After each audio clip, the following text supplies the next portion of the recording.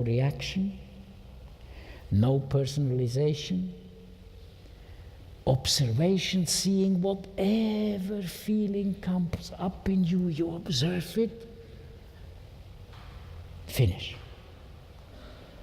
Now then the mind says, but I need effort for observation.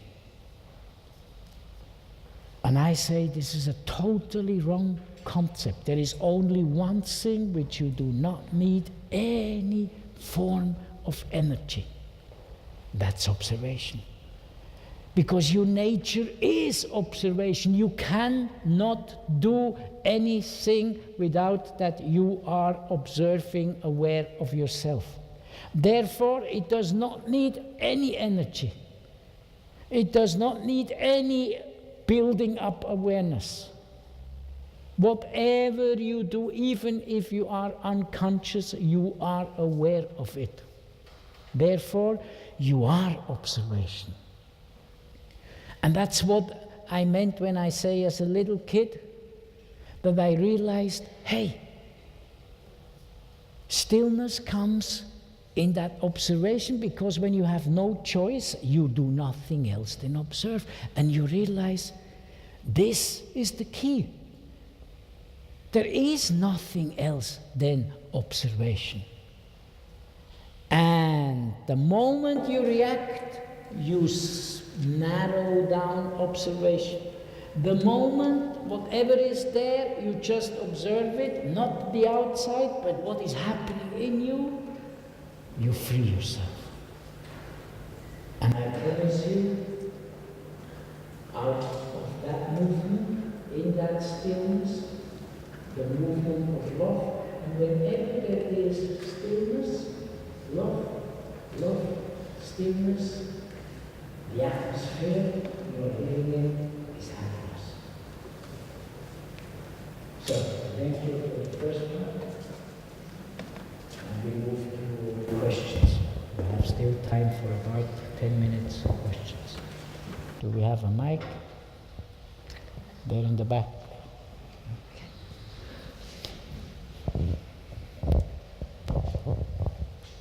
One thing I thought you were going to touch on, and I think you have by implication, and that is the element of happiness about recognizing that you are everyone and everyone is you, which is also part of the Buddhist message, so that if you really have that experience, that there's no other, everything is yourself, then there's no grounds for envy, because everyone is you.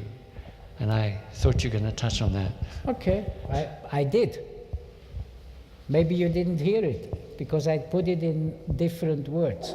Because very often people cannot really what to do with the word everybody is everybody. But there is a very simple way, and I explained it, that is when you don't take things personal. Okay. The moment you don't take things personal, what do you see? You realize that your movement, your processes, and the process of all others are all the same. What is the main process of everybody? Aggression, which is always a symptom of fear, which is a symptom of sadness. When you stay with sadness, stillness, it doesn't matter which culture, it's everywhere the same. Okay. I would express it more positively than that, because it can be very illuminating. It isn't just that there isn't a problem, it is that it's something to celebrate, that's all. Oh, yeah, of course. You see, celebration means we make the distinction, or I make the distinction between happiness, which is one level, and the celebration in it is bliss. Okay. The amazing thing is, once you have this state, what is the main motivation in you? It's the urge to share. What is the motivation when you say, I need to be loved instead of love? You don't share. You wait until it comes. So happiness, joy is always motivate. In it is that motivation you start to share. And as more we start to share, as easier life gets, as less we see a distinction between us. Yes?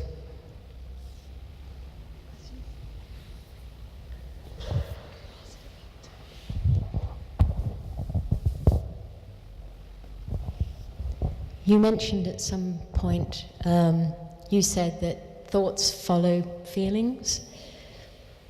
I thought it was the other way around. Okay. I explain you quickly. Okay. In the inner part, the aura, let me explain first quickly what the aura is, because there's a lot of confusion about it. That the aura is nothing else. That's why at the university I would never talk about aura, I would talk about the electromagnetic field. Every cell has a vibration. Now you have millions of cells. Every cell in its vibration creates light. So you have around you, you have light. It's about 5 to 6 volt, if you want to take it like electricity. And of course, if now you have a problem by your liver, the vibration is less, so there's less light. That's why you can see if someone has an illness or not, for example. Now, this inner part, the so-called aura, electromagnetic field, is nothing else than a movement, a light bubbles of your body cells, and the cells in the brain are the neurons. Now if you then take part of your brain and you say, I want to make a movement from here downwards, okay, you have an increase of action downwards. That's energy follows thoughts. But there's an outer part which I call the quality aura, without going now in what that exactly means, which is not dependent on the cells and the body. There, energy follows love. So that's two distinguished things. You have to take the inside of the magnetic field, but you see, when you go out of the body, and since a little kid, I go out of the body. Not because I'm ill, simply because this is your nature. Most of people only don't realize it. Once you are out of the body, your out of the body consciousness follows love. The inner consciousness follows thought. That's why you can, with thought, to a certain degree, change your body. Let me give you an example.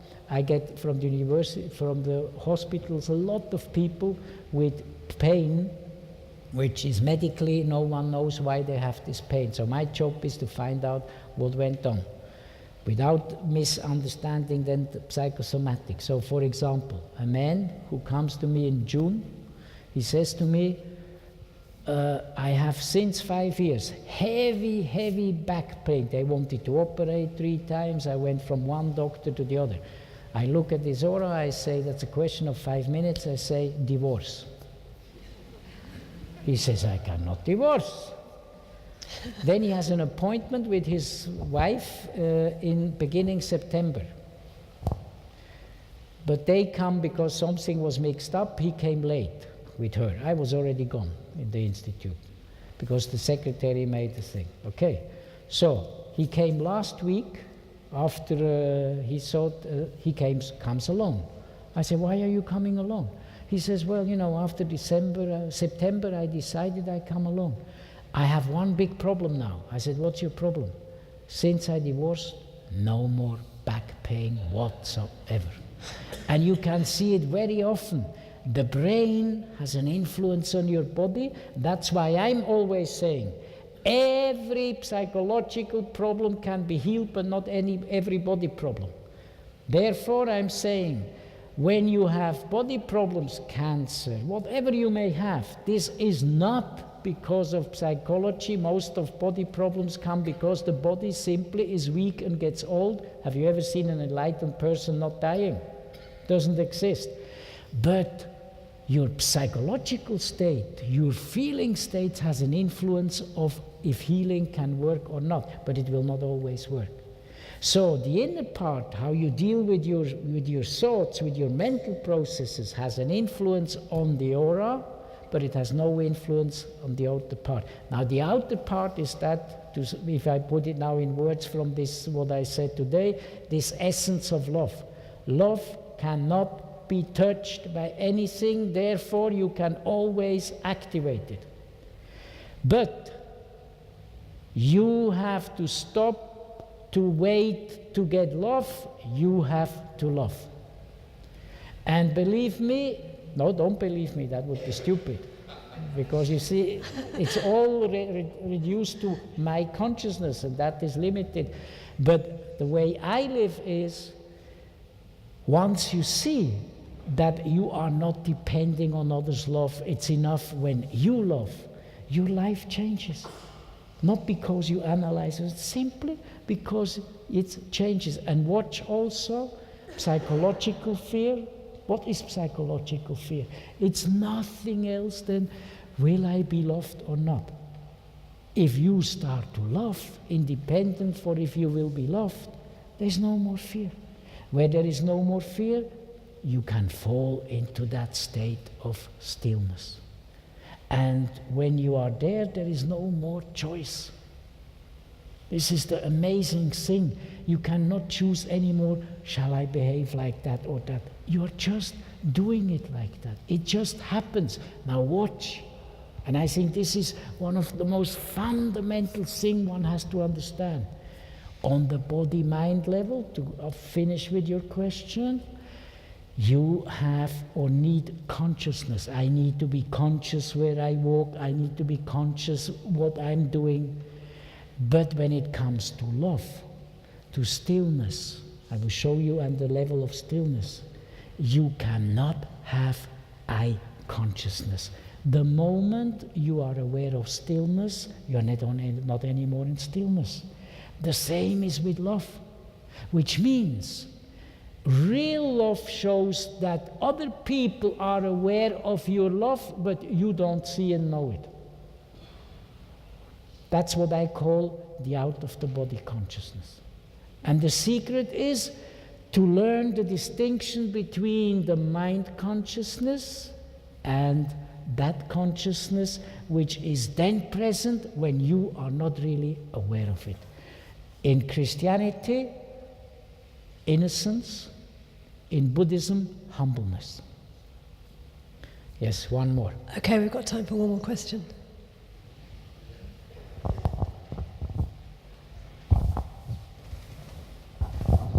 Yes, could you say just a bit more about the thing about observation, please? Is that boring? Yeah, no. For me, it's not boring. When I'm at home, you know, I'm sitting on the sofa having a cup of tea or something, is that a time that I could practice this observation? You see, that's the problem, the practicing. Isn't it practice? No. What is it? No, I'll explain you. The worst thing you can do is practicing. You know, I always say meditation is only then meditation when you are not more aware that you are meditating. Before, it's not really meditation. Like, you cannot be aware of that stillness. You can, now I come again to the activity, make a step and then finish. So let me explain as good as I can observation. The most interesting thing you can observe, even if there are 1,000 people outside here which you could observe, is what is happening in you because of these people. Now, second step, not what you think, that's not interesting. That's interesting at university, but that's not interesting in life. Remember, my IQ is 68, so if I would go from my observation of thoughts, it wouldn't work. What you have to observe is what sort of feelings are coming up. Energy. Feelings are energy. Thoughts are very limited. It's these feelings. There is not one thought who does not go together with a feeling. Let me give you an example.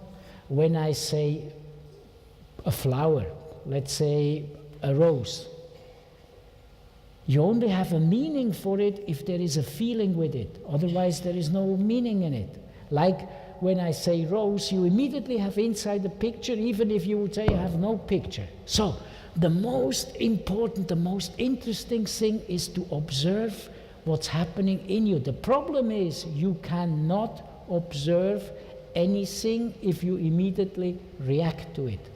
So now when you sit and try to practice, that's an artificial state. That's why Krishnamurti then misunderstood, always said, no technique. He didn't mean with that you shouldn't make the initiation. the first step. But he meant with it, if you create then a ritual, a habit, it's gone.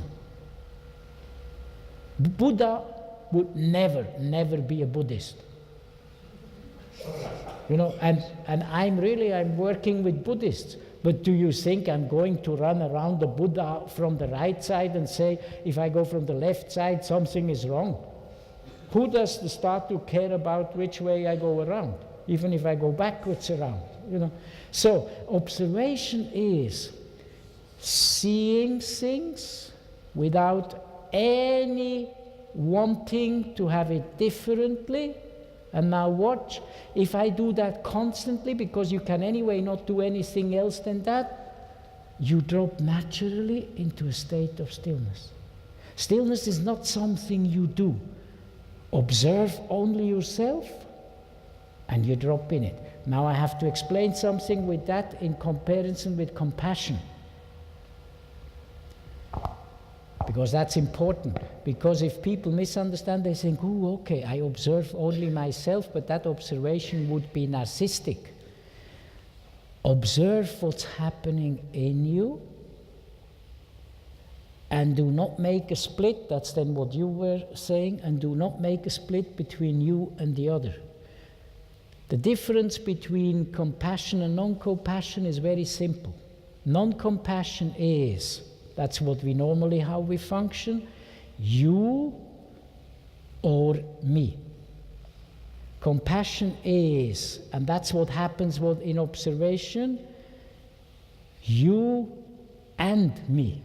Not me then out, or you then out. The word changes from or to and. And observation means you are aware of the outside, but you know exactly that that observation is not important. It is how you inside react to that outside. So you have both at the same time, and in no reacting to that, the rest happens by itself. That's observation. And my deep insight for myself, I can only, never trust someone who doesn't live what they are talking about. But my deep insight is, whenever you have this state of observation, you can never be hurt in the sense that your essence of love power goes wrong. It is not possible. It will always be there. And that's the beauty. More is not really needed. So now what I was telling you, I want to show you that part, because to me these are things which are miracles. The first book, we are not talking, the second book which I wrote is called Bitten by the Black Snake, which we have on Friday, the book opening, which of course you are invited. And that came out before the biography. But in fact, this book, which came out last year in the States, my books are always first published in the United States. I tell you why. I asked my German publisher, if I would have given you my first book, the manuscript in German, would you have taken it? He said, no. If you come from America, they think it's especially good. It's a trick. Go to America or India and then come like that back, and people think, ooh, it's something special. So what happened is, in this book, I wrote what is happening in here. And I want you to finish just to show you the miracle of these things. 1986, as I work also in the College of Psychic Study, I went to a medium there. I don't remember the name of the guy, and I will tell you why. And in this session, he started to tell me, oh, you will, 1986, you will publish books, you will be famous, and you will even have a biography. The latest, after he has said that, I walked out, forgetting his name, and I thought the guy is totally over the top. He's fantasizing around. Which means miracles are always happening then when you do not try to influence them. let it, Lao Tse called it flow. Trust in your essence and forget the rest, and you will be happy. So I thank you very much for having been here.